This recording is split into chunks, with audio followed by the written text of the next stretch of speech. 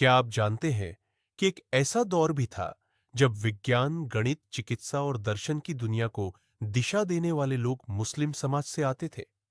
एक ऐसा समय जब दुनिया के सबसे बड़े पुस्तकालय, सबसे उन्नत अस्पताल और सबसे बेहतरीन खगोल शास्त्री इस्लामी दुनिया में पाए जाते थे। चलिए आज हम आपको लेकर चलते हैं मुस्लिम इतिहास की उस सुनहरी दुनिया में, जहां ज्ञान, सभ्यता और शक्ति का अद्भुत संगम था। 7वीं सदी, अरब का रेगिस्तान। यही जन्म होता है एक क्रांति का। पैगंबर मोहम्मद साहब के माध्यम से इस्लाम का संदेश फैलता है, एकता, भाईचारा और ज्ञान का। पैगंबर साहब की मृत्यु के बाद खलीफा प्रणाली की शुरुआत होती है। राशिदून, उमैयद और अब्बासी खलीफाओं के शासनकाल में इस्लामी साम्राज्य तेजी से फैलता है, अरब से लेकर स्पेन तक और भारत से लेकर अफ्रीका तक। उसके बाद अब्बासी खलीफा हारून अल रशीद और अल मामून के जमाने को इस्लामी स्वर्ण युग कहा जाता है। बगदाद में बना बैत अल हिकमा ज्ञान का घर एक ऐसा केंद्र बना जहां यूनानी, भारतीय और फारसी ज्ञान का अनुवाद हुआ। अलजब्र शब्द अल ख्वारिज्मी से आया।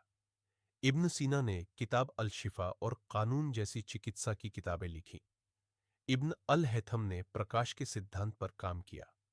स्पेन का अल अंदलुस, तुर्कों का उत्तरी अफ्रीका और मध्य एशिया, भारत में दिल्ली सल्तनत और मुगल साम्राज्य, इन सभी ने स्थापत्य, कला, संगीत और प्रशासन में अनोखी छाप छोड़ी। ताजमहल से लेकर अलहंब्रा तक इस्लामी कला आज भी दुनिया को चौंकाती है। पतन और औपनिवेशिक दौर, लेकिन हर सुनहरे युग का एक अंत होता है। अंदरूनी टकराव, बाहरी आक्रमण और धीरे धीरे पश्चिमी देशों की ताकत के कारण मुस्लिम साम्राज्य कमजोर होने लगे। बगदाद पर मंगोलों का हमला हो या भारत में अंग्रेजों का आगमन, इस्लामी दुनिया के कई केंद्र बिखरते गए।